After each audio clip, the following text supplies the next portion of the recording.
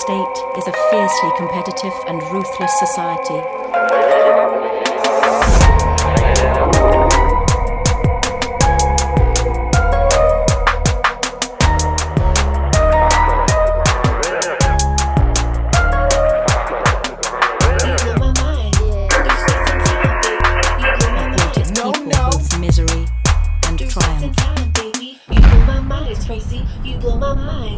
And now, After Hours with Rixx Javix.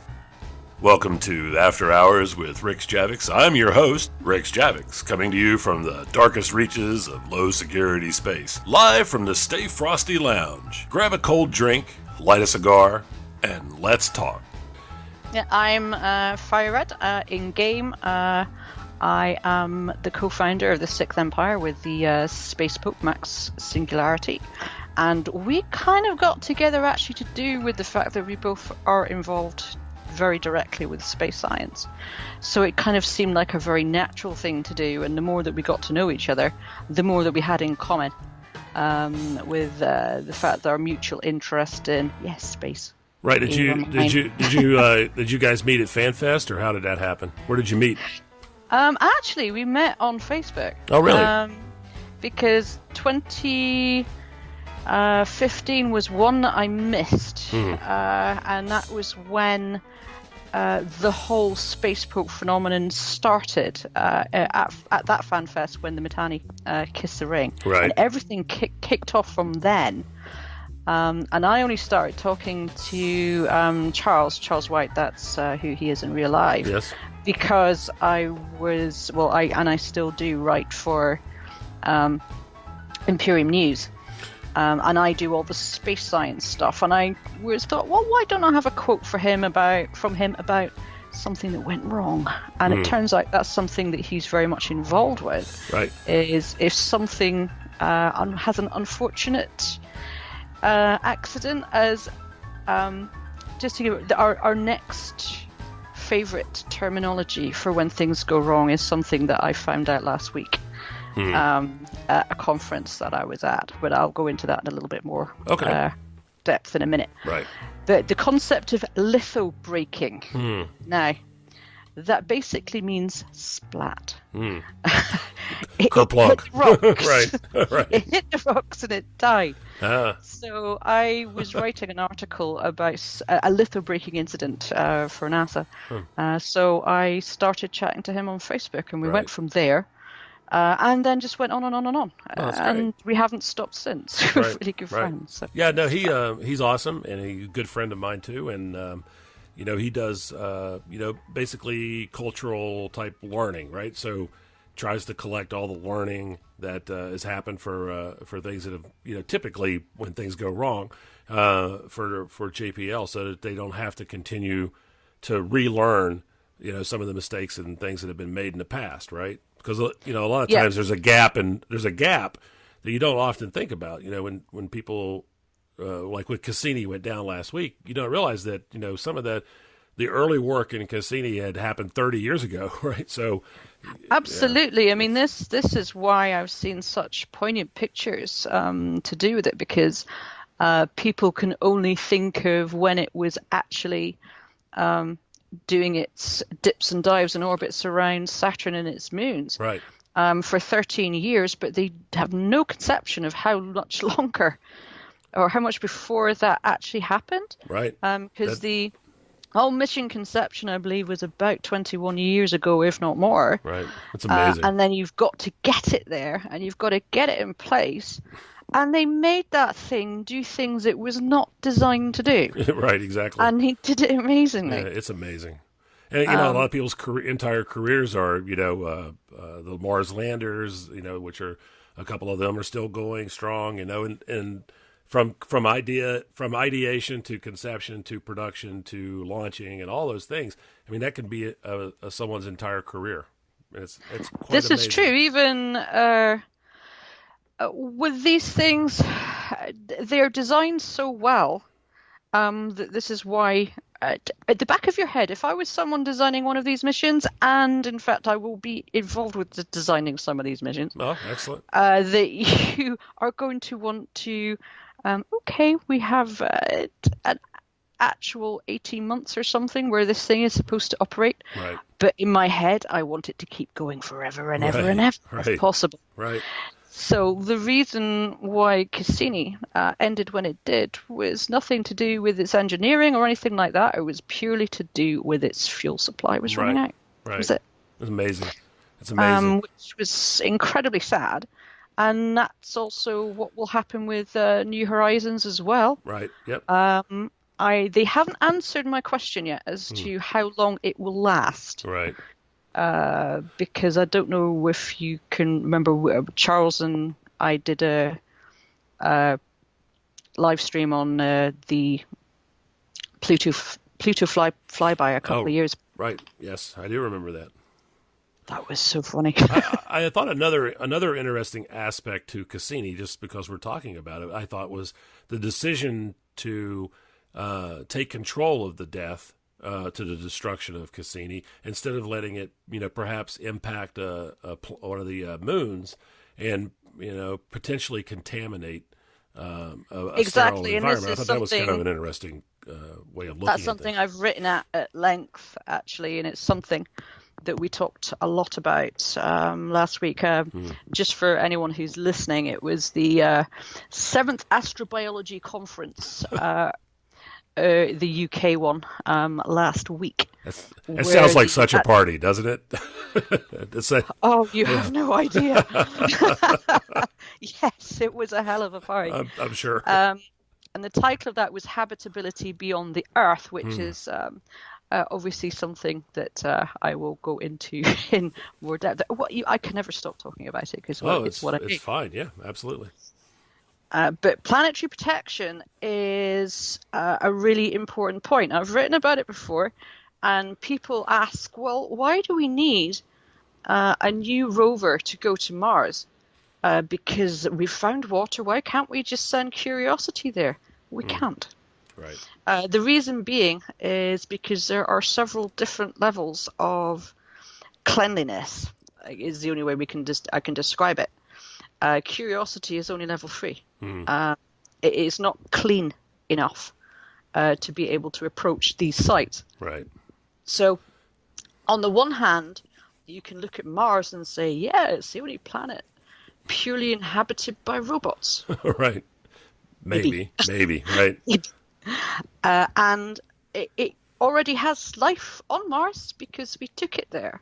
But what we don't want to do is to have anything that we could have brought there kind of infect the place. Right. And a lot of this, too, is as a result, in my limited knowledge, but as a fan of science, but is a result of, some wrong-headed not wrong-headed thinking, but just lack of knowledge in the previous generations where, we always kind of thought that the vacuum of space, the radiation, and all these things would basically just sterilize everything that we stuck out there. And over the years, we realized that doesn't necessarily how wrong we were. Right. Now, again, for any listeners out there, there's a book that a scientist actually at my institution. I'm based at the UK Centre for Planetary Science, which is University College London and Birkbeck College. And she's just written this amazing book called Goldilocks and the Water Bears. Now, I'm sure most people will understand what the term the Goldilocks zone is. Right. When a planet is circling a star and it's just right, just like the Earth is. A habitable zone, right? Or most likely. Absolutely. Right. And in the past, we just thought, well, that's a narrow zone. Venus is kind of at one edge, Mars is at the other, and we're right in the middle, and goddamn everything else. Only how wrong we were. Right. And the whole thing about the water bears is most people are starting to get to know tardigrades. Right. They're tiny little animals who seem to be absolutely destructible. Awesome. They're so awesome, right? I mean, just amazing little critters that can... They're really difficult to kill. Right, and, right. We're actually coming up against ethical issues because people have got the cuteness effect with them. It's like, you can't kill them. It's like, well, Right. it's not that much fruit flies. You're not bothered about fruit flies if people are researching diseases. Right, because they're ugly as sin, Yeah. right? Yeah. Oh, but they're so cute. Tardigrades. Yeah. I honestly want. I want a plushie tardigrade. I really would. Those are awesome. Yeah, that's a great They're idea. just I great. should have one of those. Oh, you should make a T-shirt. Yeah, tardigrade T-shirt. Absolutely. It's not a bad You know, idea. Project Discovery. Yeah. Yeah. Tardigrades out there. I'm writing But it if- down on my list. But if you can imagine that these things can get out there because they can live practically anywhere. So I think our current thinking at the moment is that it would be quite a thing if we found life, because I do believe it's there, Yes. on other planets in the solar system for sure, somewhere. Yes. Whether it would look that much different from it does on Earth, because we've exchanged so much material over billions of years. So it probably is. There'll be little differences, like a native cat in the Amazonian jungle will look slightly different from one in Africa, for example. But Right. much the same. It still goes meow. Well, it's still, that was, I can still remember when, ages ago, when they found a meteorite on, I think it was Antarctica, and they decided that it was from Mars, and there was these little squiggly things in it, and it was like, It was definitely from Mars, and it's one that we do discuss. quite a bit. And the jury is still out on that one. God, I can picture the name of it in my head. We know which one. But I guess really the thing that really sort of opened up was just how much that we've been swapping debris for all these millions of years. Absolutely. Right? I mean, you can find meteorites from Earth on Mars or on the Moon or whatever. So we've been sharing material. So if you have It's amazing. something which is sturdy enough to be able to survive the journey, it'll do like it. a tardigrade. Life is tenacious. It is. Very, very tenacious. It wants to live. Yep. And our solar system is so much more dynamic than we had ever imagined. And so much more exciting because of it, to be honest. Oh, it's amazing. It's incredible. Yeah, it is.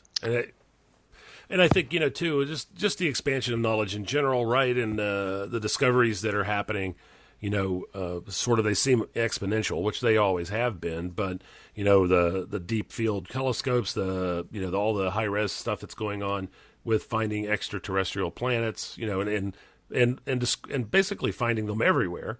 Everywhere we look, we're finding, that these stars, which I don't know why really anyone thought any different, but that they all have planetary systems for the most part. And there's some very strange ones and some very, normal Can you give me ones. just a second on that one? Because weird exoplanets is something I really, really love. So, But I mean, even right here in our solar system, I mean, a lot of things that, we knew about before have turned out to be quite fantastic, the geysers on Enceladus. I can never say that moon's name correctly. Enceladus. Thank you, Now, Enceladus. this is a question that people are going to ask, actually, because obviously Cassini has had to go to its fiery death. Actually, one of it's kind of funny but sad things that somebody tweeted to me was Saturn, I am in you, and I'm like going. Aw. It was really kind of sad, but people are going to ask, why aren't we not going to go straight back to Saturn and go back to Enceladus? Well, I can tell you why. Because we now have the Juno probe around Jupiter, Right. which is doing a very similar thing Yes. to what Cassini was doing around Saturn. And of course, with the Galilean moons, if people don't understand what that terminology is, Galileo actually saw those four bigger moons around Jupiter, hence the name. Right. So you have Io, which is the fiery furnace. It's Iceland on a moon. It is Volcanoes. amazing. Our first active volcanic activity outside of Earth, we discovered. It's the most volcanically active place in the solar system. Amazing. And God, it's quite. You won't find life there. Probably not. I would very much doubt it. And if there is life, we should probably leave it alone because it's going to be really nasty and very angry, If right? you find life on Io, best to leave it alone. then I wouldn't want to know it personally. Right. So the next thing that we're doing is going to be sending a craft to Europa. Yay. Which is long known for being the best candidate for life elsewhere in the solar system. Yep. So the monolith in 2010 told us to leave it alone, right? So we've known for a long time. All these are yours except for Europa. Attempt no landings there. Attempt no landings here. And well, but because of what they found on Enceladus. I mean, I actually wrote about it several years ago, going, we need to look at Enceladus, a dam site, more closely. And they sent Cassini around it and found, went through the plumes, found, oh my God, it's got everything that it needs. Yep. However, Europa is that little bit closer, and we're already doing missions to Jupiter. So let's send something to Europa. It makes absolute sense. Yep, because it does. Because Europa is bigger, it is around the biggest planet in the solar system, and if it's going to be anywhere, it's going to be there. Right. But there's also the other moons, because you've also got the other icy moons around Jupiter as well.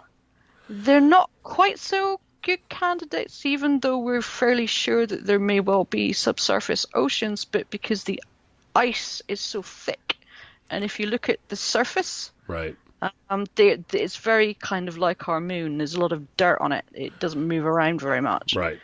The chances of it allowing an exchange of material with the rest of the solar system is far less likely, whereas in Europe it is incredibly obvious that it is. Now, correct me if I'm wrong, because I'm just a fan of science, not an actual scientist. But if I'm remembering correctly, one of the hopes for Europa is based on the fact that it's an active surface because of the tidal forces that are exerted on it from Jupiter itself, correct? And that might build up enough heat internally to support life, because it's not really getting any heat from the sun, but because if it's an internal ocean, perhaps those tidal forces are creating enough heat that life might actually exist on the dark oceans of Europa.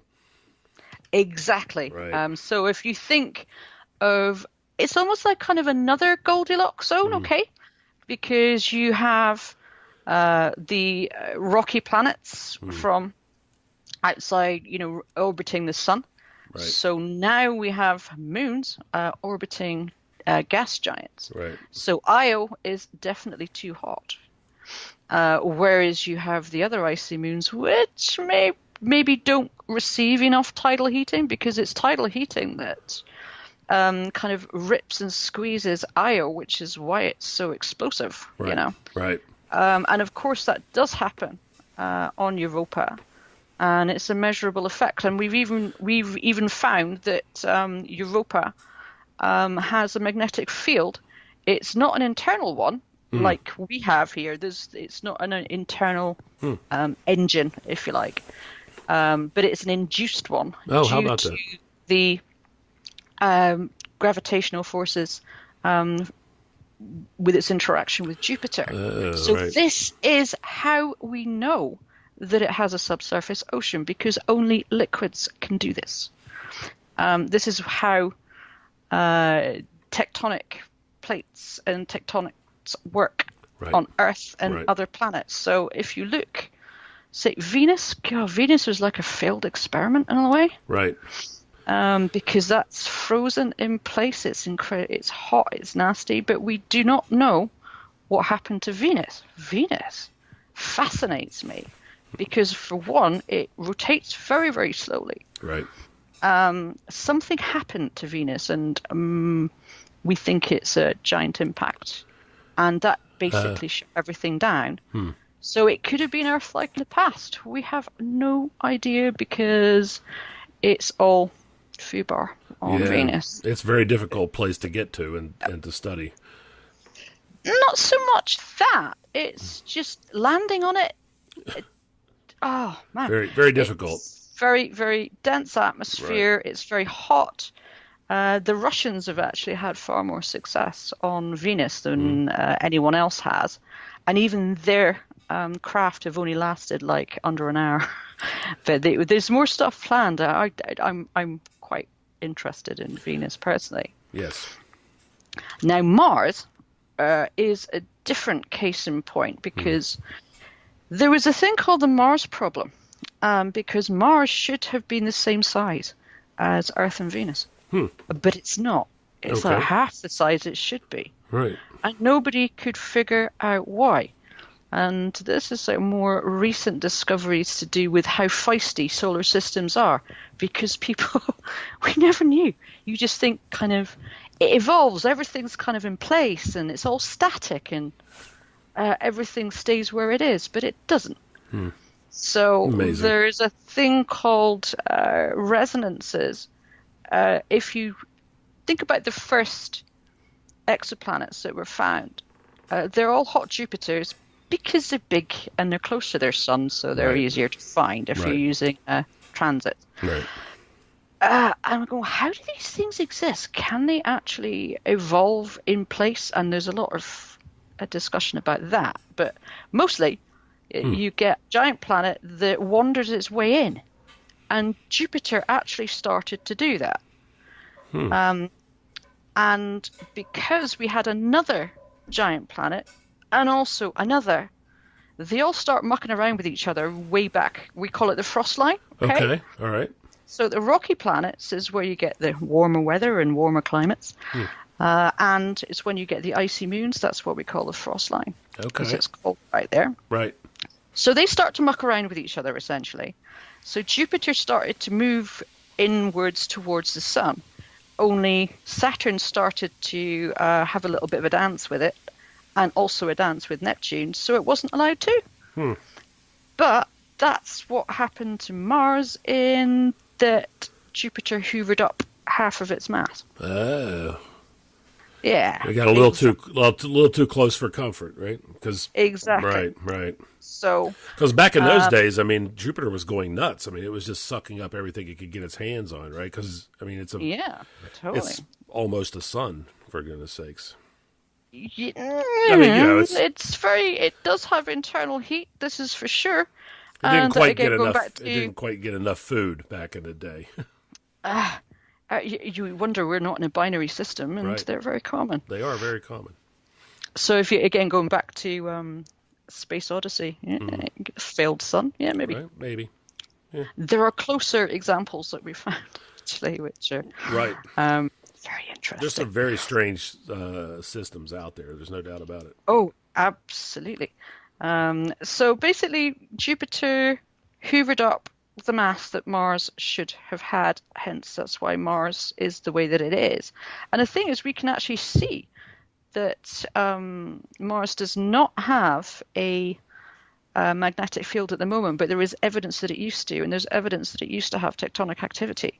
So that supports that it could have had life, that it formed the same way as Earth earlier, and of course there was water. Right, so at some point in Mars's history, its internals got cold, right? I mean, it kind of just, it didn't self-sustain itself, because that's what generates the magnetic field. If I'm not mistaken, it's the internal heat, right? No, actually. Okay.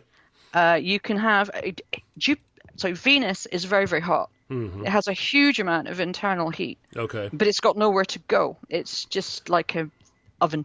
And it's got nowhere to go. So about every 200 million years or so, it cracks. The entire surface cracks and resurfaces the entire place. Wow. Which is why we cannot find evidence for what could have happened in the past, because it's constantly changing its topography. Exactly. Right. Okay. It's like it has a big massive hissy fit. That's fascinating. Wow. Do you know what? The one thing that always pops into my mind when I think of Venus, because I'm a Game of Thrones fan, Right. you know, the grayscale disease. Oh, wow. Yeah. It's that everything Yeah. kind of cracks and Cracks. gets all there, separated and gooey and horrible. Mm-hmm. And that's pretty much what it does, Wow. as far as we know. And it orbits so slowly, something nasty hit it. That's my opinion, anyway. And there's an awful lot of speculation. They call it the rare Earth theory, in that because we have a large moon. Again, this is something that I've written about, right. and a lot of people have. Was it because we have our moon that we have life? It helps, but there are other planets and moons that do not have a large moon, and they're still in a stable situation. Right. I mean, Mars flips and flops all over the place, and it's called Milankovitch Cycles. Like its axis just goes all over the place. Right. You know, or its poles can almost be where its equator would be, that kind of thing. So it's not terribly stable. Right. And we have a bit of a wobble in our orbit as well, but it's nothing compared to that, right? No. And a lot of I've heard that. I mean, I've read a little bit about that. You know, the moon thing, the tides.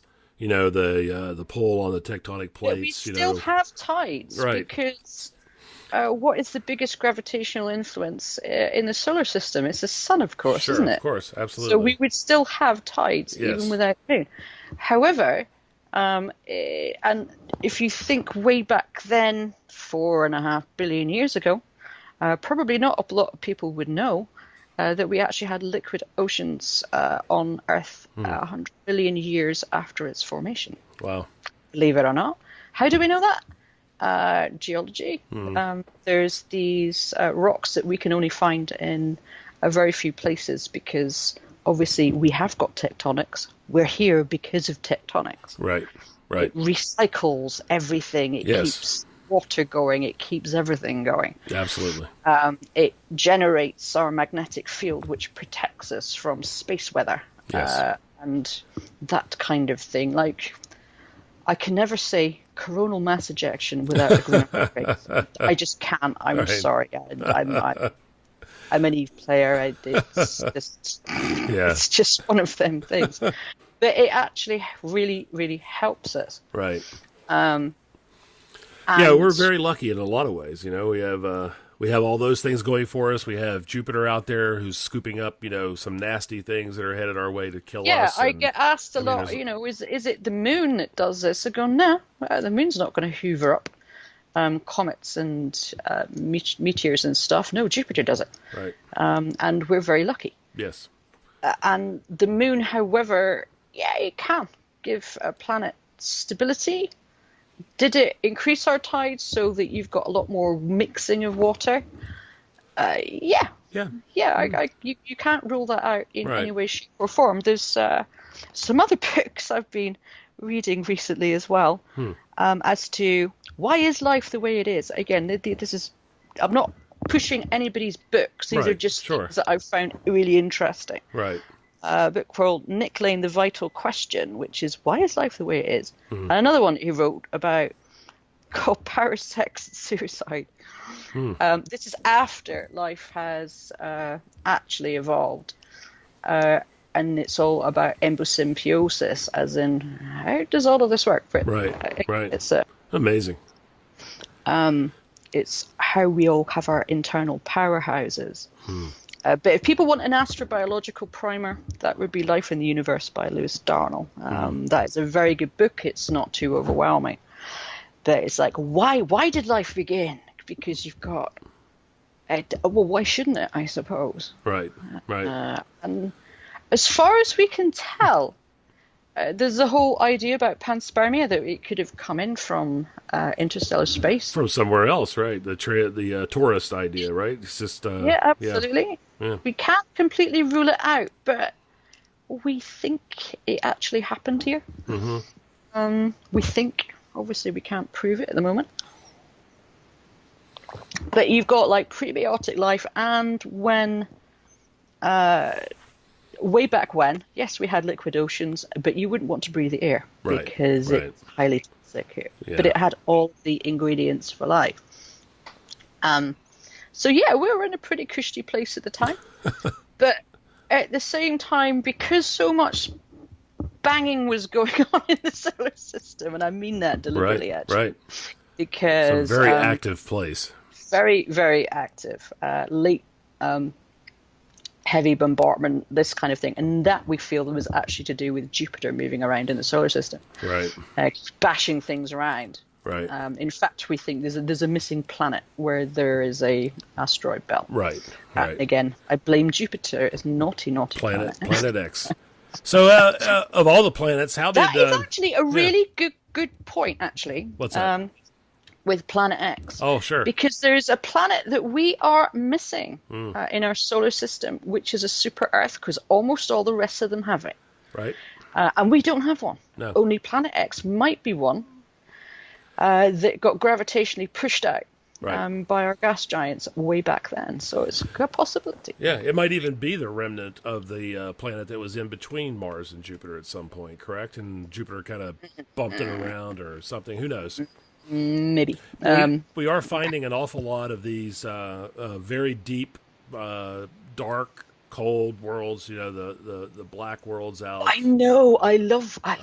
They so fascinate cool. me. It's fascinating to me that they're so far away and they're just dead. You know, out there.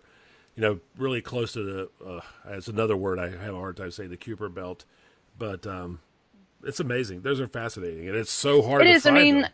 We never imagined for a second that we would find Pluto the way that it was. Right. I mean, I admire whoever the hell came up with the New Horizons missions to go, right, we haven't been to Pluto. Let's just go out there. And people are like, yeah, but it's going to be rubbish. You know, it's just going to be some kind of cold, dead thing out there. Yeah, I remember looks kind of like the moon and really boring, and it's not worth it. It's not worth it. Yeah. And boy, everybody was blown away by that one. About that. Yep. I'm so happy for Pluto because it got its planet status taken away, and everybody felt sounded bad for it. And then we go out there, and it would have been disappointing if it had just been a big rock or something, But I was so happy when we saw the pictures. I was like, oh, thank you, because it's interesting, right? It was completely confounded everyone's expectations. Completely.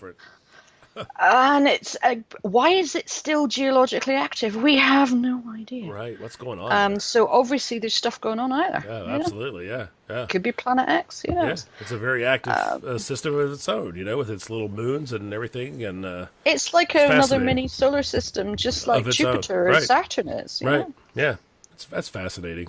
I love that. I love it. I love what I do, but then, of course, I would. But, well, I'm glad to hear that, though, so that's good.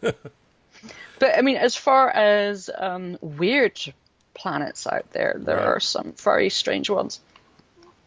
There's dark worlds. There's the diamond planet. I love that idea. I'm so bizarre. Try to explain to us how that might work. A planet made out of diamond, Well, the way I wrote it was it's again very close to its star, right? And very, very dense due to gravitational pressure. So yeah, it could be diamonds, but then the center of Jupiter is also thought that it could be diamond as well. Right, I've heard that. That's pretty fascinating because it's just a tremendous amount of pressure. Correct? I mean, basically, there's only once matter gets squished down so tightly, there's only so many forms that it can take. Yeah, and we're actually finding new forms of water because if you think, nobody knew that metallic hydrogen was a thing. Right. Again, to do with density, pressure. Right. But we're actually finding new types of actual water, which is one of my favorite things. Where you've actually got ice, but it is really, really hot ice. You wouldn't want to go there in any way, shape, or form. Again, to do with density and pressure. Amazing. And we also have been confounded by finding planets that shouldn't even exist because of their age, like 12.7 billion years old. Wow, that's amazing. We found one. It's been dubbed Methuselah, and it's orbiting. It's around a binary star, or what used to be a binary star system. Right. As in, we have a white dwarf and a pulsar. Okay, I was going to say because it's why does this? Stars Why couldn't does this possibly exist? be. Yeah, right. It doesn't make any sense at all. And I love this idea too of wandering planets. The planets that have been abandoned by their or expelled by their dying stars, and they're just wandering the galaxy, by themselves.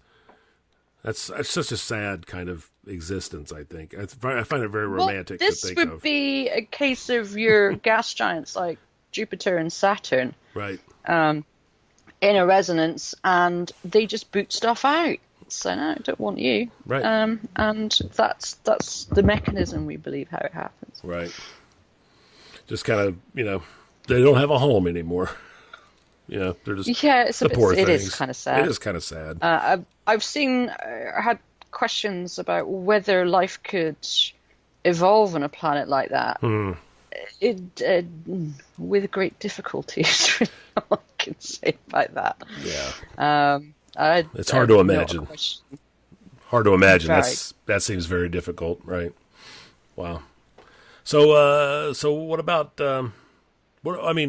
okay, let's talk about weird, right? And things that we didn't know. Yeah, I was about to say the weird. Yeah, planets. We didn't know about before, and that's Titan, right? I mean, when Voyager was up, it was just a big, sort of gray, brownish, dull globe that looked, it was clouds. That was exciting, right? But nobody knew what was going on underneath of it, and all the the Huygens probe landing and the cameras on Cassini, who were able to peer through the clouds and see the essentially the oil lakes, right? Just lakes of petroleum and it's so bizarre. It is hydrocarbons, right, yeah. Right. It's not oil, Well, but right. It's not from it is life. hydrocarbons. Yes. And it does have, when I say a hydrosphere, I mean that as far as liquids are concerned. It's not water that we're looking at. However, it's very bizarre. Titan does have a subsurface water ocean, as far as we're aware. Wow. And there's weird stuff that goes on there with methane, just as in Mars. That is one of the things that we are definitely looking at when it comes to the next generation Mars rovers. The ESA and actually my institution, we're doing the PanCam. Oh. And I hope to God that we managed to land this one safely. Oh, that's awesome. Well, fingers crossed. Is that the one you were talking about earlier when you said you were going to be working on one? Is that the one? Yeah, that one. Oh, that's exciting. That's exciting. So fingers crossed. What's its mission? It's in. Obviously, it's got some NASA thing as well, but this one is actually specifically looking for signs of life. Oh, excellent. It has a better camera. It has got a much bigger drill on it to be able to go subsurface. Oh, nice. This is how we came up with the whole term of lithobraking, was the Schiaparelli probe from the ExoMars orbiter. Right.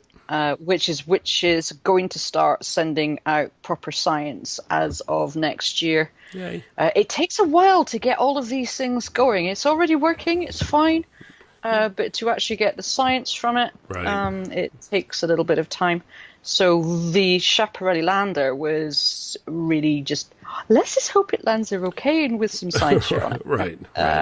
I could only. This is where we came up with lithobraking. Right. I can only imagine that the amount of thought and debate that goes on about where you would put that thing. As far as the Panlander who's going to look for life. I mean, there's so many places on Mars that are fascinating. All the photography that we've gotten, over the years. Yeah, and I can tell you a little bit about the landing sites actually, because we were talking. I've been talking about it for months. Because my institution did actually have a bid in for one of them. It came down to the last three. One of them was ours. Oh, nice. We didn't win that one. It came down to two others. Right. Actually, if you've ever read the book The Martian, you'll have come across them. Absolutely. Yeah. I'm rereading it right now, actually, Yeah, just for reasons. Really enjoyed the You're book. trying to give the lander the easiest ride as possible, so that the terrain isn't too difficult, but also the best chance to be able to do the science that we're designing it for, which in this case we're actually looking at sediments, because there was water on Mars. Oh, sure. So looking at sediments, then hopefully we can find, interesting things. Yeah, absolutely. Yeah, no, that's Whereas fascinating. the NASA rover, that's the one that could potentially go to the recurring slope lineae, where all the famous pictures were. Yes. My God, we found water on Mars. Right. And when I heard NASA's doing an announcement, and we're all rolling our eyes, going, "Yeah, right, we know what this is. We've known it for years." Yeah. Well, we desperately want to go. Be careful. Yeah, we desperately want to go and see that happen, right, in real time, right? I mean, to kind of confirm everything that we believe is going on. But if we've learned anything, from history, it's not always exactly what we think it is, and it's probably much more complicated than that, because everything seems to be always is, right? It's like, that's much trying more to- interesting than we even thought. So that's good. It absolutely is. I mean, I can go through. I'm not going to read you out scientific papers about Right. Titan, for example, because it's it's written in science, basically, which would just bore anybody to death, to be honest. Dumbfound all of us, yes. But there was one. Where is it? The retrieval mission that we want to do to Mars. Bring samples back, right? Yes, absolutely. That'd be awesome. Where was that? That was last Thursday, wasn't it? Okay. I mean, who the hell wants to know Noachian inverted fluvial channels and floodplains on Mars? What the hell? What's he talking about? Yeah. But yeah, we are also making preparations for a Mars sample return. That's amazing. And this currently at the moment would not be a manned one. I'm assuming right now, but I know that's what everybody wants to do.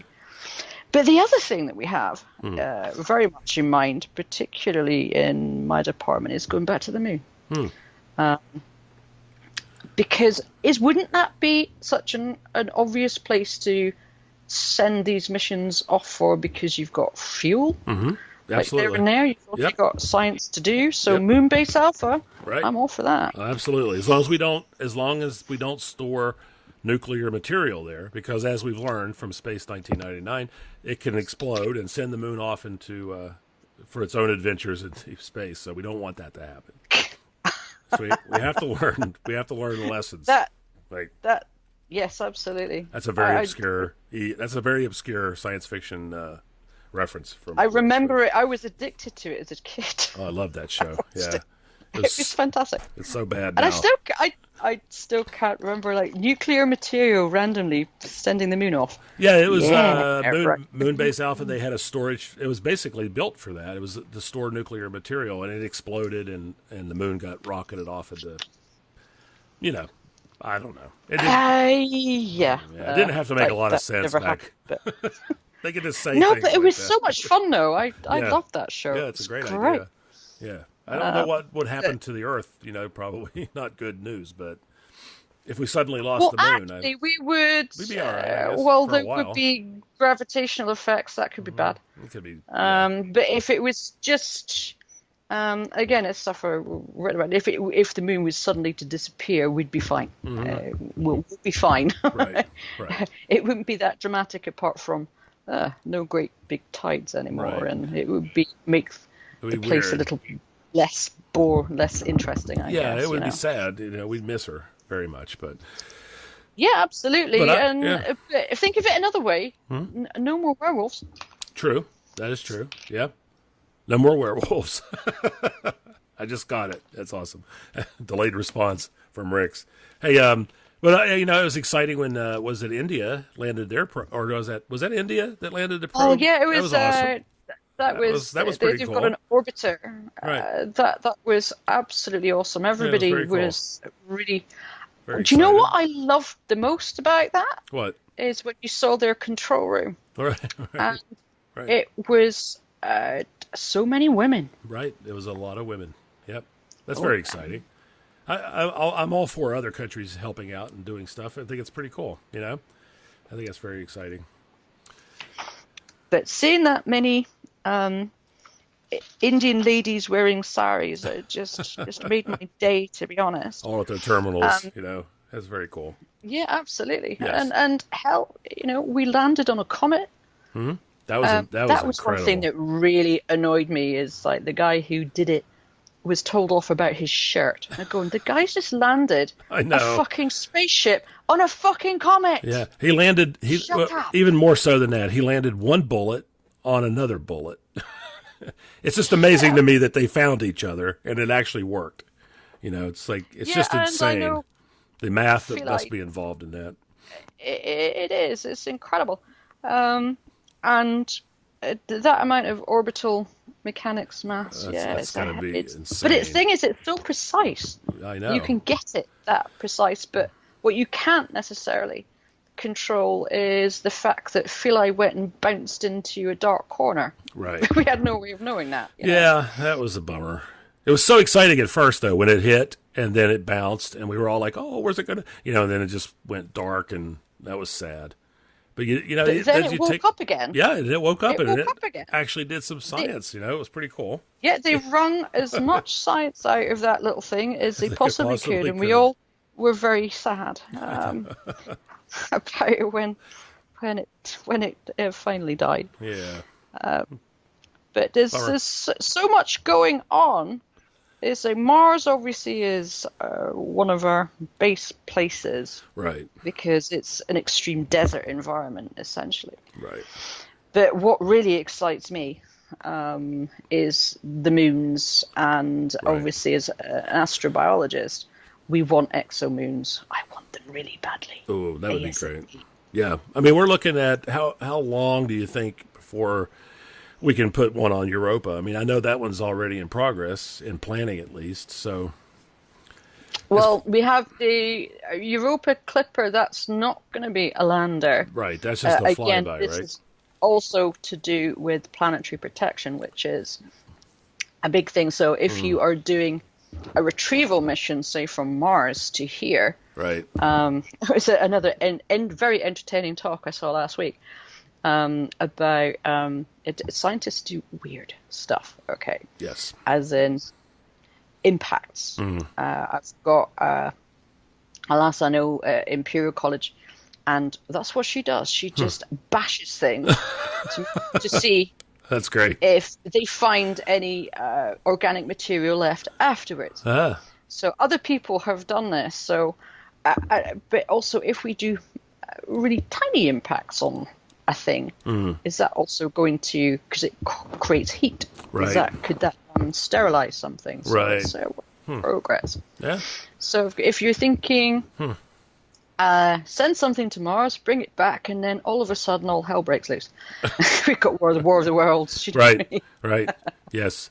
That's what they were terrified about when bringing stuff back from the moon, actually. Oh yeah, well they would quarantine the astronauts, for a while in those little tubes and stuff, because they were, hey, what's going to happen to them? What did they bring back from the moon? Yes. No, there's not been sterile for I know, for billions of years. Right. But I can see their point, of course, and well, I love. Right. Moon rocks are fascinating because I've seen them, but because they're so clean, right, they're so different than the rocks, that we're normally. No, they're not actually. They're actually the same. It's just that they haven't been exposed to weathering, right? The same as you would have on Earth. Right. So, I mean, that's if we do. I like the idea of going back to the moon. I'm sad that we haven't done that, in the intervening years, we should have. It's so close and so easy, to get back and forth to them. Proportionately easy. It's only 250,000 miles away. It's almost in driving distance if you were very dedicated. And basically, I've got trucker friends who probably do that in a year easy. Right, they put 250,000 miles on our truck. Right? And if you are you put a base there where you can actually build ships and you've got fuel, because obviously there is water on the moon. Right. It's so much easier to then use that as a staging base to go around about the solar system. So here's a question for you, Red. Because I have you here, so I've always been interested. Sure. We think there's water on the moon, which is fine. But no, we don't think there's water on the moon. We're pretty darn sure there's water on the moon. So, but how do we get that?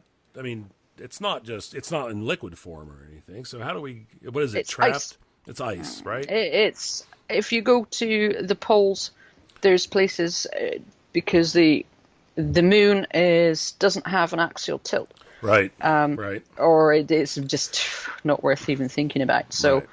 Anything that is trapped in the shadow zones, water-wise, it's not been exposed to sunlight for billions of years. So it's still there. It's subterranean mostly, right? Below the surface? Obviously there is the weathering and we call it soil development on the moon is just interaction between the solar wind and space particles, basically. But it's not hard to find. Right. Okay. And we can see it. With the orbiters that we have put around the moon. Right. And we can pick it up. That's amazing. We can pick up the chemical signal. Right, I've seen those maps. Yeah, those chemical maps. Those are amazing. So it's there. So you put a base there. Quite a lot of it. The only issue around that, if you're building a moon base, is you have to build your moon base at the edge of it, because obviously anything that you build has to be solar powered. Right. And you can't put it right at the pole because it's going to go dark very fast. Right. Yeah. So there's technical issues around it. You have to drive or something to the ice. That's pretty cool. Yeah, or pipelines, whatever. Pipelines, right? Yeah.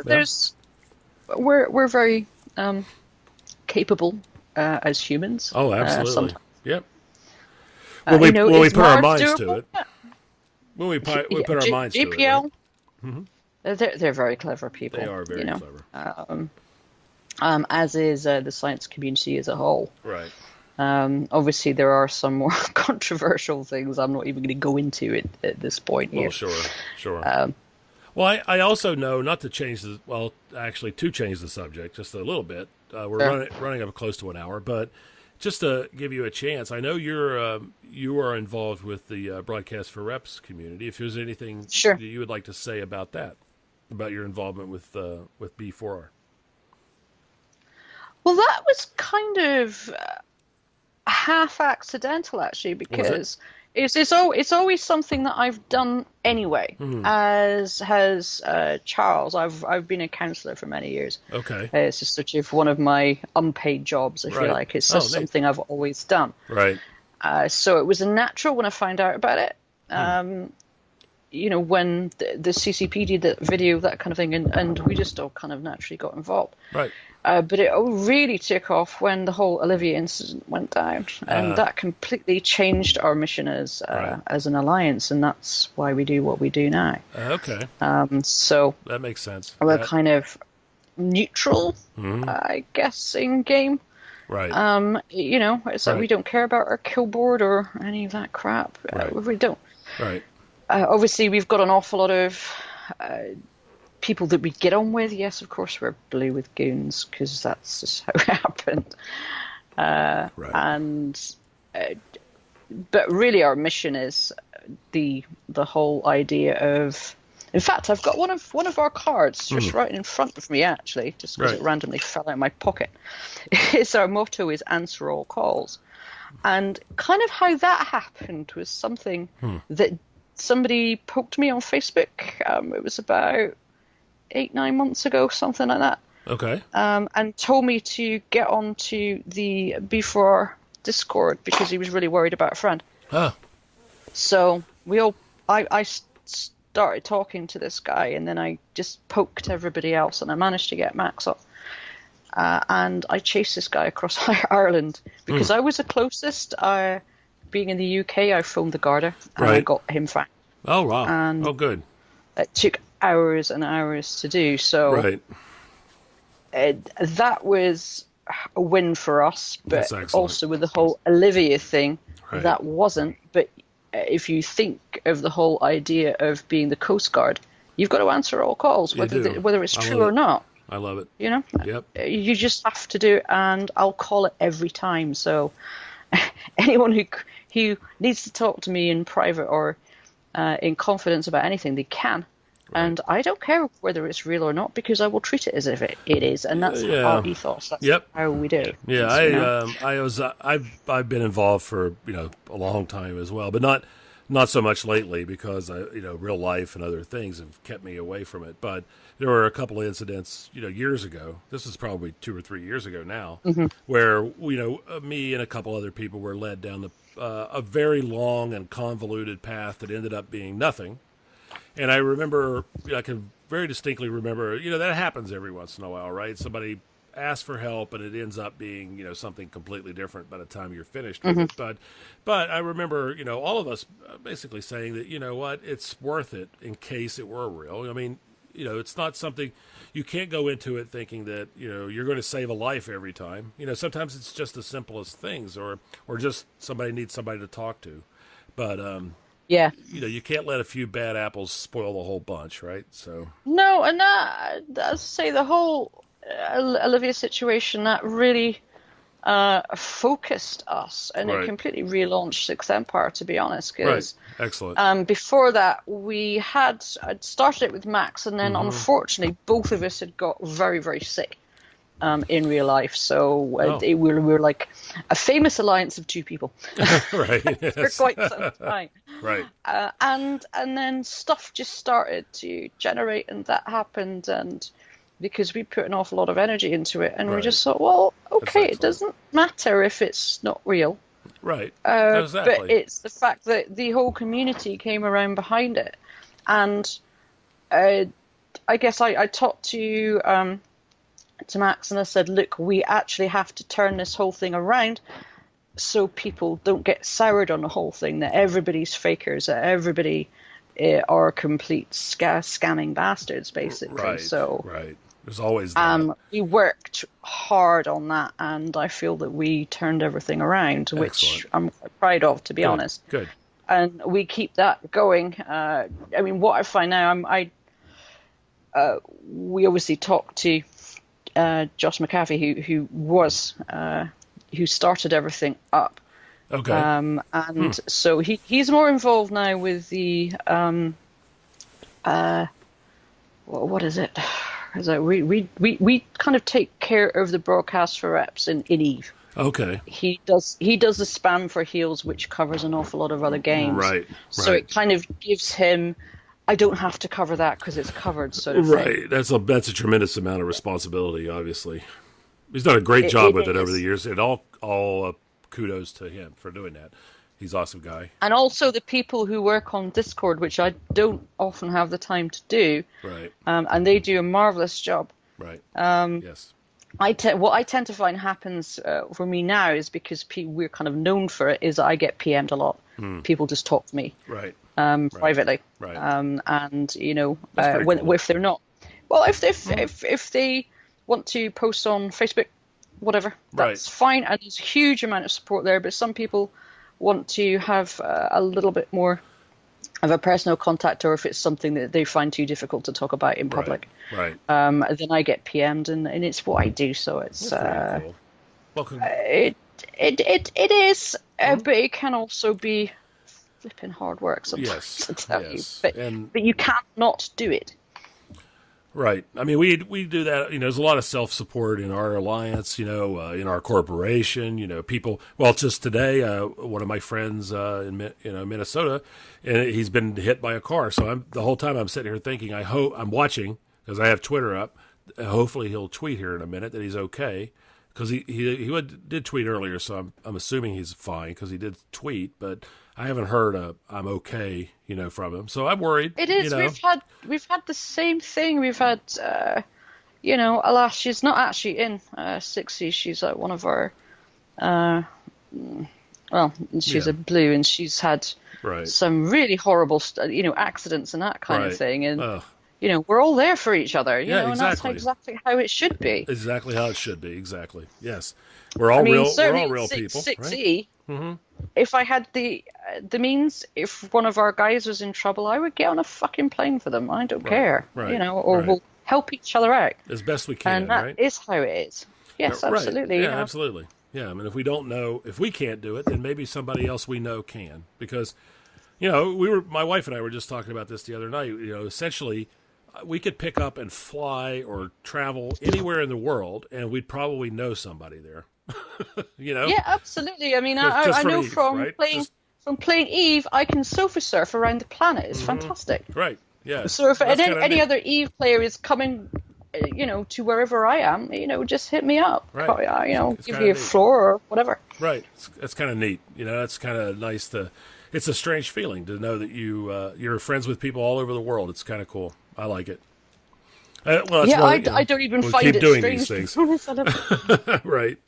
Well, that's kind of interesting, though, if we want to finish up on something. But the idea, because you said you don't find it odd. I think that, and I thought about this a couple of months ago. I was talking to somebody else. It was a completely unrelated thing. But the scientific community has always been sort of a global, no borders. Even if I've never met you, I sort of respect you and I know you, right?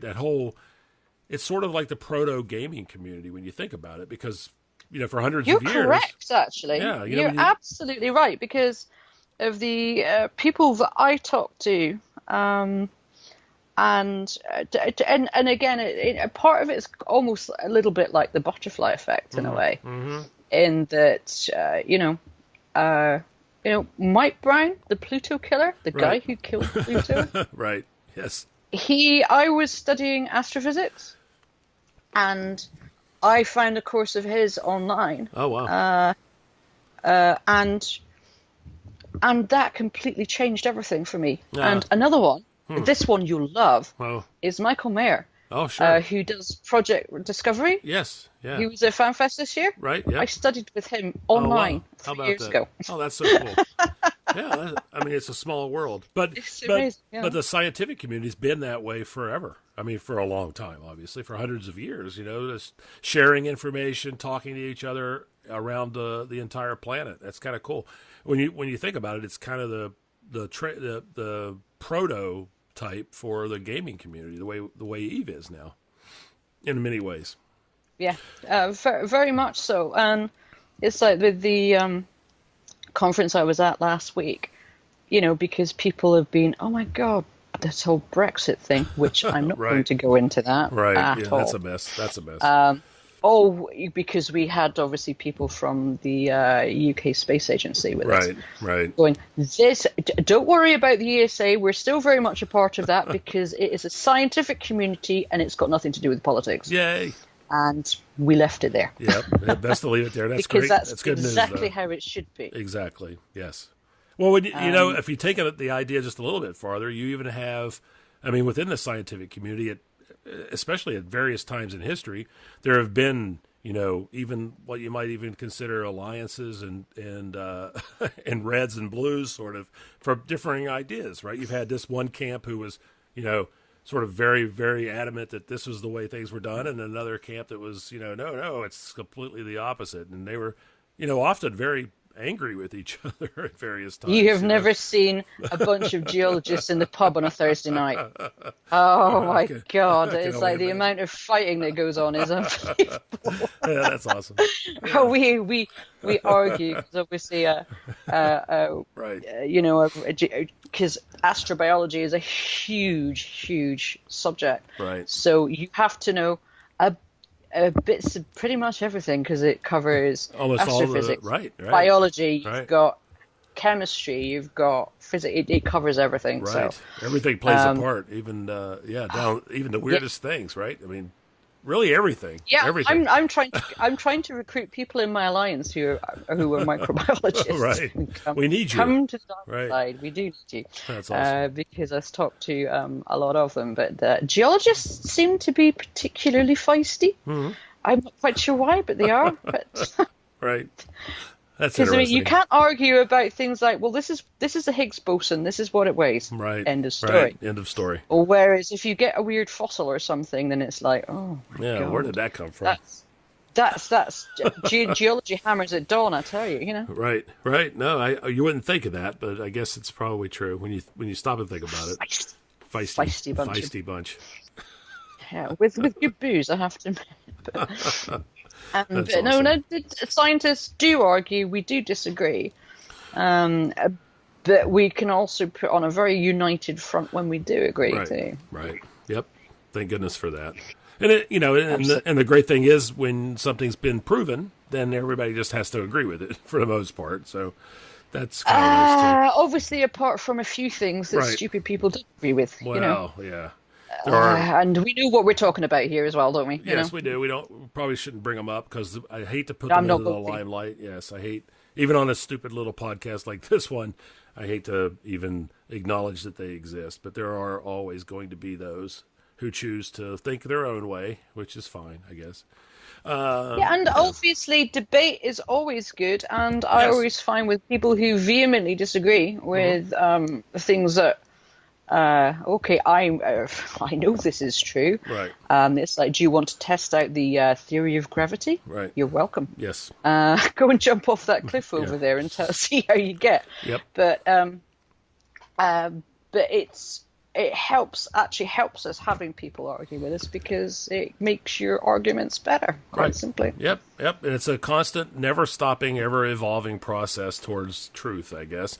And if you look at it that way, then, it never ends. There's no end.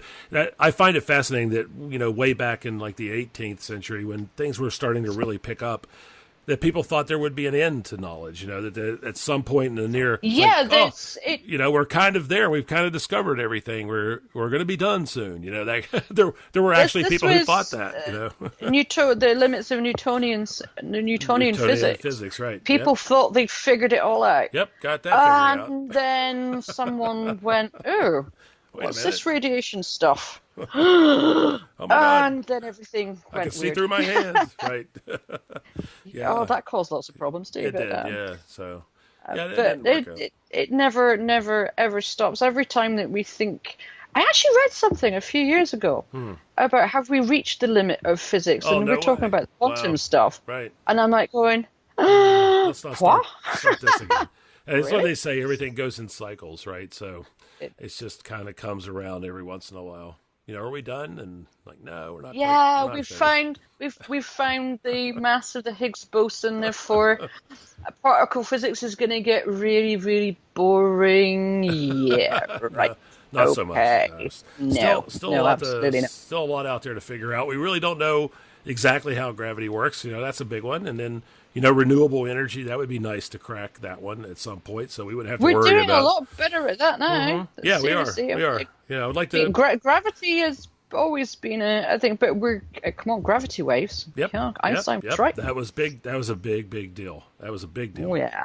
We may not know just how big for a while yet, but it'll turn out to be a huge one.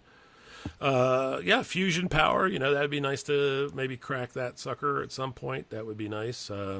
There's a lot of things left, faster than light travel. And don't forget, also, FTL drives. That was just about what I was about to get into. Oh, what FTL? With the... Please. Because it brings in the whole light sail projects with Breakthrough Starshot, which I know Stephen Hawking's very much involved with, because you've got these endlessly accelerating little CubeSats, little tiny robots, and they can just keep going, and they can leave them alone for long enough, and they'll just keep going, and that would be interesting how fast they can get. Yes. Do I think that we will crack FTL? Yeah, well, the science is actually already there. It's just a question of engineering, because we can do it. Right. Yeah, it's beyond our capability currently, but the light is it's indicating that it's quite possible. So I think that's very exciting. It won't happen in our lifetimes. It's not actually to do with light, the speed of light. It's actually not to do with that. Right. It's actually to do with space-time. Yes. And manipulating things. And the whole idea of, warp power is not actually that far-fetched, right? Far removed. Right. It really, really isn't. No. Because you can't break the speed of light, but you can warp space. Right. That's we just bring that space over closer to us so we can get across to it. Yeah. I think it's fascinating. Absolutely. Yeah. It's just where's all that power coming from, and how do we do it? But yes, I think it's pretty cool. And there's a lot of real fringy type of things like that going on, which are always exciting. But it's some things go faster than you think they're going to go, and other things take forever. So you just never know what's going to be next. For me, it's to do with life. As an astrobiologist, Right. It's like, are we the only life in the universe? No. That just to me sounds insane. It does, yeah. Because I feel, again, going back to your tardigrades, Right. I think that it's so tenacious that Yes. it will exist anywhere that it can. Therefore, life. That's what life does. Right. Well, Humans are persistent, aren't we? Right. I was listening to a podcast this morning. It was talking briefly about the Fermi Paradox, right? All those guys got together and they figured out this mathematical formula, like where if the universe is infinite, there's got to be infinite life. So where are they all, right? And so there's this whole, complex mathematical formula to whatever. But the thing is, the universe is really, really big. It's got to be bursting with life, but the thing is, we just don't know exactly how that all happens and when it all happens. Are we the oldest or the youngest, or who knows? So, someday we'll find out. Yeah, exactly. Yeah, and people go about, because we have the horizon problem. What that is that we have the limits of the observable universe. Exactly. So every time that you're looking there, you're actually looking back in time, right? So we don't see the universe as it is, but only as it was, right? Yeah, and then there's how does the universe end? God, I had fun writing about that too with that. Right. Because there's all sorts of really, really horrible things that could potentially happen. Right. Well, that's another thing that's gotten sort of mixed up over the years. We used to think it was so simple that everything would expand and then slow down and then heat death, right? And it's much, much more complicated than that now. It's way more complex, and because we know that it's a multiverse. We know this. It has to be.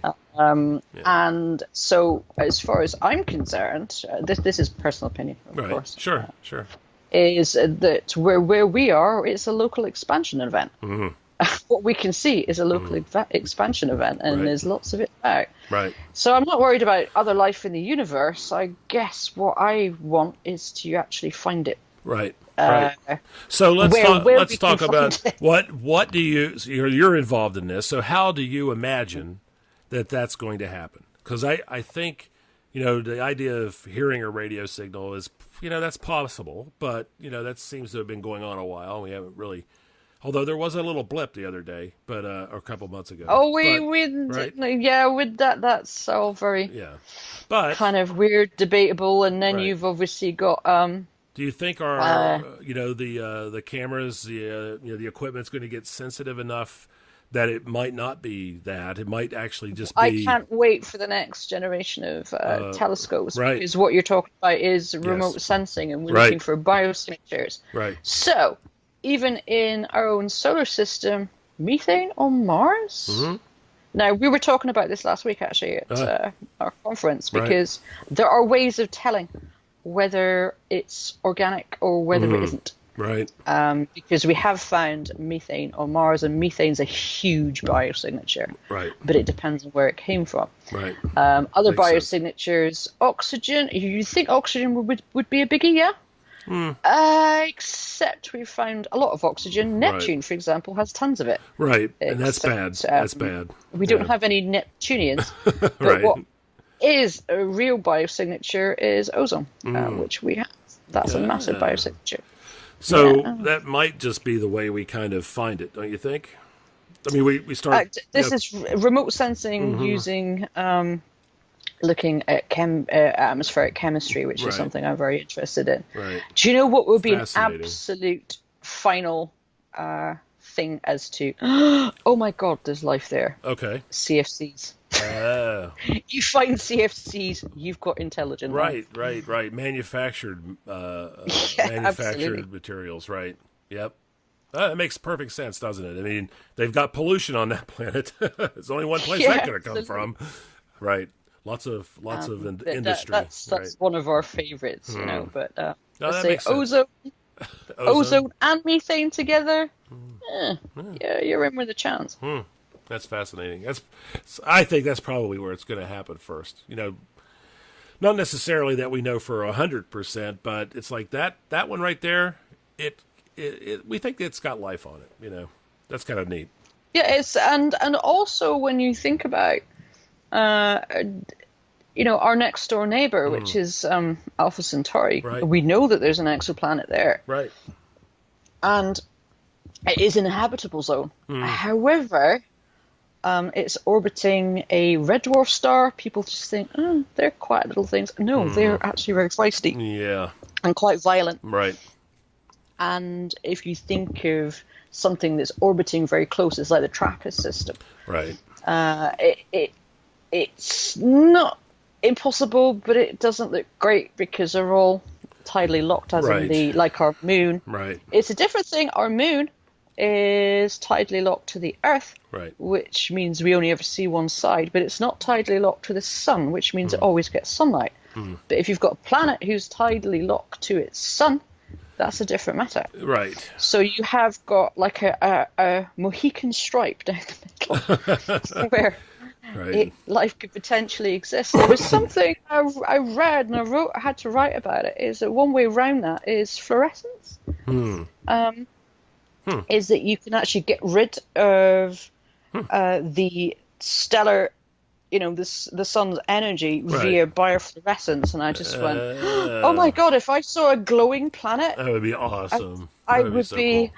Oh my God, I'm sure there's life there. Oh, that's awesome. Yeah, that would be great. Wouldn't that be great, wouldn't it? So good. This made me think of, when you were telling that story, I was thinking of this science book when I was very, very little, or it was a children's book. I don't remember, but I remember the illustration just like it was looking at it right now. It was a guy standing on Mercury, and he was on the whatever you call that, between light and dark, and you know, he's like one side's frozen and one side's on fire, right? I just always thought that was fascinating. Like, you know, it's super hot on one side of your body and freezing cold on the other. You know, that. It's just not exact. Yeah, and you just think, how can that happen? So one book that sticks in my head from childhood, because they're actually making a movie of it now, is A Wrinkle in Time. Oh, Wrinkle in Time. Madeline D'Langle, and yes. I was read that when I was in primary school. Yeah, it's like same stuck here. in my head. Same here. Yeah. Excellent. And it's like, they're making a movie. I'm going to have to review the heck out of that. It looks pretty decent. I've got my fingers crossed. Hopefully it's okay. It looks a little on the cheesy side, but I'm not sure. So it probably is. I mean, because I remember I had to do a very quick review. I need you to do a review of the Martian book now. Right. It's like, just as well I'm reading it again. Right. This is a while back. That's awesome. And then review the movie, which I did. And you know, what I actually didn't like about the movie is they left out most of the humor from the book. Really? Yeah. Really, they did. Yeah. The book is so much better. Right. That's true. I hate when they do that, you know. But I think some books are perfect for movies and certainly made for them, and some aren't and should be left alone, you know. Yeah, and does Matt Damon need to be rescued again? Right. Does he? Poor Matt. Isn't it? But Matt no, it was actually very good. I mean, there were scientific holes in it, but we know that they were, you know, because Mars has a very thin atmosphere, so you don't get flipping hurricanes on. Right. Sure. They get a lot of storms, though, but not. Yeah, they do. Not enough. And it can cause problems, but Oh, absolutely, it's yeah. not A going lot of to dust. tip over a spaceship. Right. Yeah. Or pick up a man and throw him 200 feet into a satellite dish. Nah. No, really. Nah, it's definitely not really that. No. All right. Well, But go ahead. Sorry. I was saying it was still very It good. was still very but entertaining, wasn't it? And I think it intrigued people and got them interested in science again, which is always a positive, at least for a little while. So we need those every once in a while, the sort of, not the science fiction Star Trek, Star Wars things, but the hard, for lack of a better word, the hard science fiction stuff that's based on potentially possible things. I always liked those books growing up, just as much as I did the adventure stuff. In Do you know that CCP stole so much stuff off Peter F. Hamilton? They did, yes. Because I've read. He's one of my favorite authors, and I went back to read some books from years ago, and I kept coming across stuff, and I went, yeah, it sounds like a lot like that. Yeah, that's true. I hadn't thought about him in a long time. I read a lot of his stuff when I was very young too. Greg Bear, gosh, I had to think of a lot of these guys I haven't read in a long time, but yeah, good stuff. I always like that. Slightly possible, right? Based on real science, kind of, extrapolations of where we One of my favorite things that stuck in my mind, because I was the weird, nerdy kid would go into my local library, and I would get out, book out adult physics books at the age of 11. right. Things like The First 3 Minutes and I remember anything with Stephen Hawking in it. Yep. But Isaac Asimov is someone that we know as a sci-fi writer, but he was also a mathematician. Yes. And he was somebody who he wrote a pop science book. I can't remember the name of it. But he came up with the idea of not just black holes, but white holes, which brings in the whole idea of multiple universes. And I just had one of those light bulb moments in my head, and we're going, yes, you're right. Yep. I don't know why I know that you're right, but you are, and that just sparked me off. Yeah, it's always been my, even I remember, I could actually remember reading that, and I could remember someone else had that in a story, and the idea of black holes, basically being our vacuum cleaners, right? And they suck up all the debris and all the matter and things here, but it comes out in another. So it's being spewed out into another universe, right? So it's kind of the... Yeah, and I just, my brain exploded at that point. It's such a neat oh my God, that makes so much sense. It really does. It really does. Yeah, and the evidence is there that it's true. Well, sure. I mean, the world is such a complex, and the more we learn about it, the more complex it gets. The deeper we go down, past the Higgs boson and all those things, and the more complexity we find. And the further out we go, the more complexity that we find. Why shouldn't the entire system of how the universe lives be just as complicated? And that absolutely. I mean, again, as an astrobiologist, where's the one place that we study the most, which is Earth, because we know there's life here. Right. We can prove it, kind of thing. Yeah. Ouch. Poke, ouch. And so I'm. It's like I always have my new favorite thing every day, pretty much. Right. It's like currently my favorite things, because we've had a coronal mass ejection. Right. Sorry, can't resist that. You got it back in there. Heliophysics. It's fantastic. And atmospherics, because obviously we've had lots of hurricanes and stuff. I love atmospherics. Right. And fluid physics, which is kind of related. And then volcanoes. I will go anywhere with interesting geology. Hence why I like Iceland so much. Iceland is very interesting, yes. It's great. It is. I love it.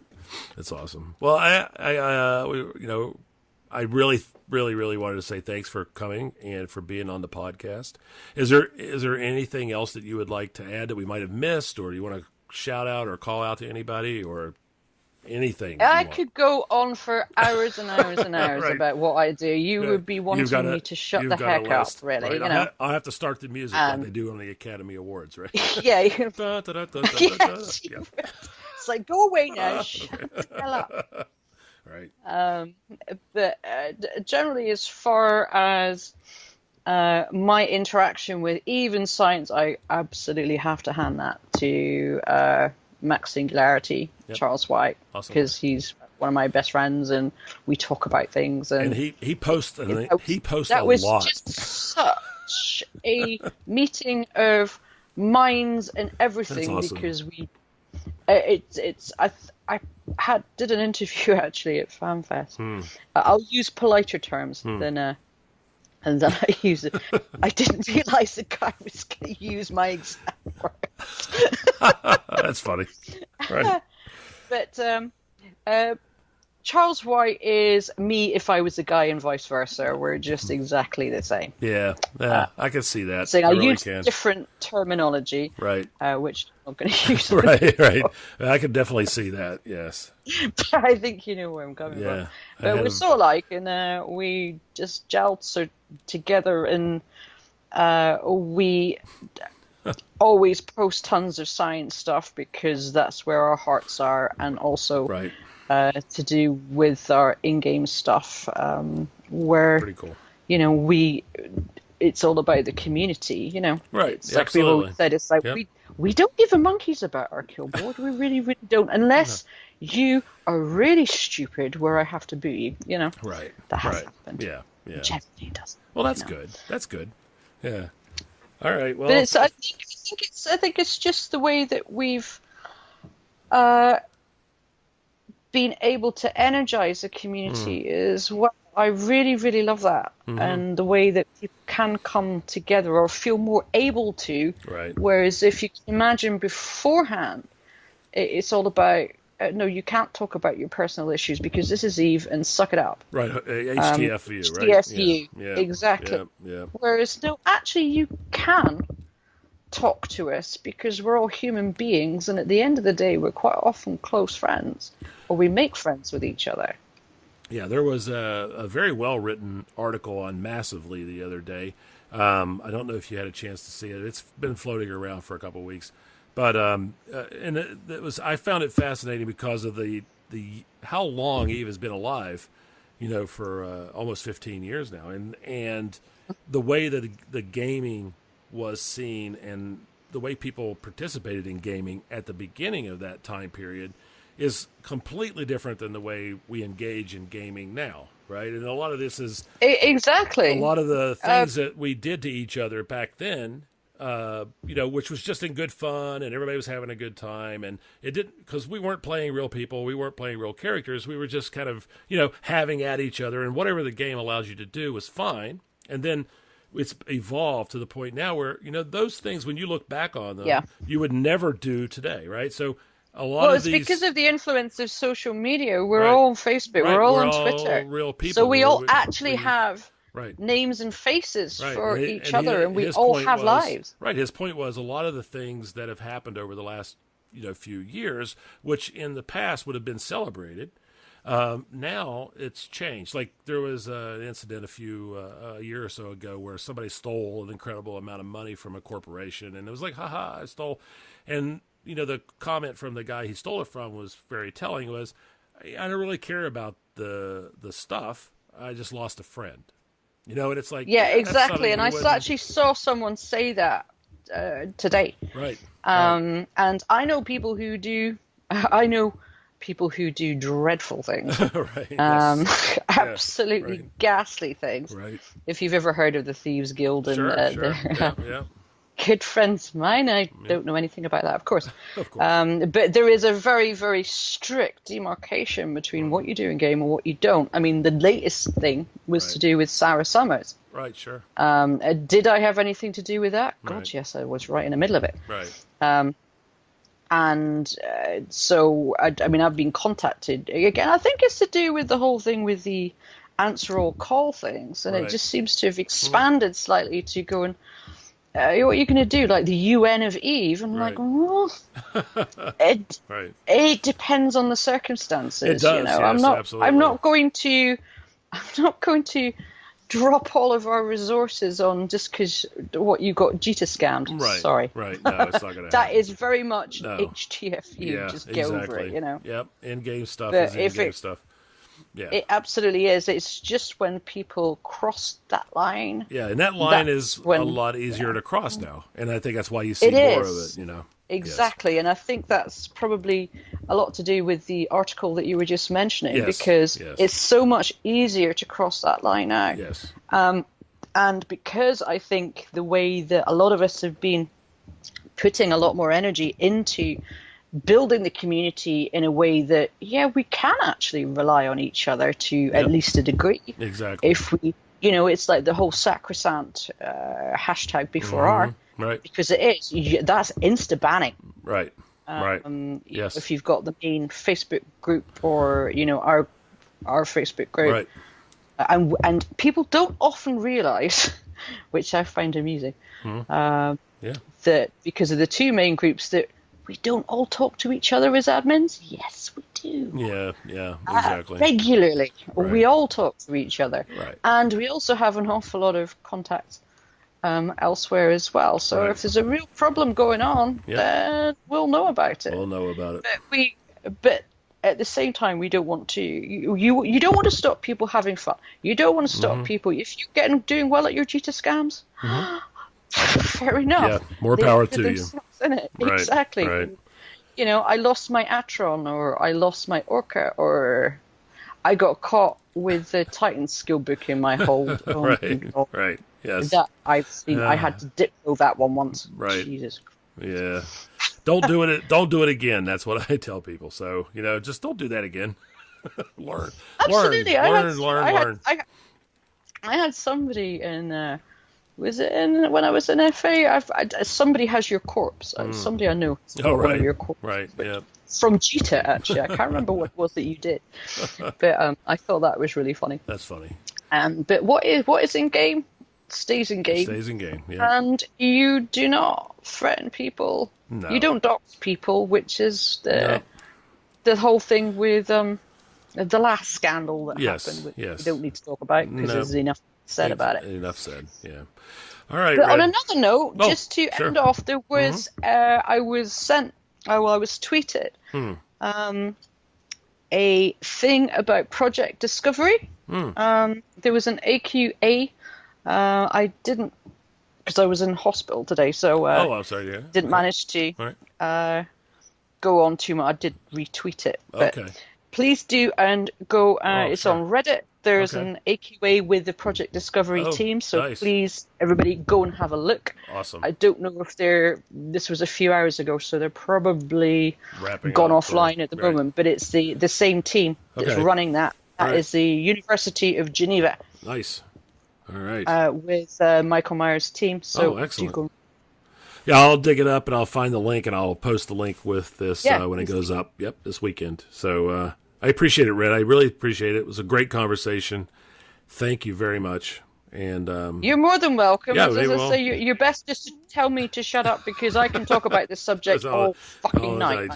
I would do that, and maybe we'll have you back because I feel like we probably have a lot that we still haven't covered. So maybe we'll have you.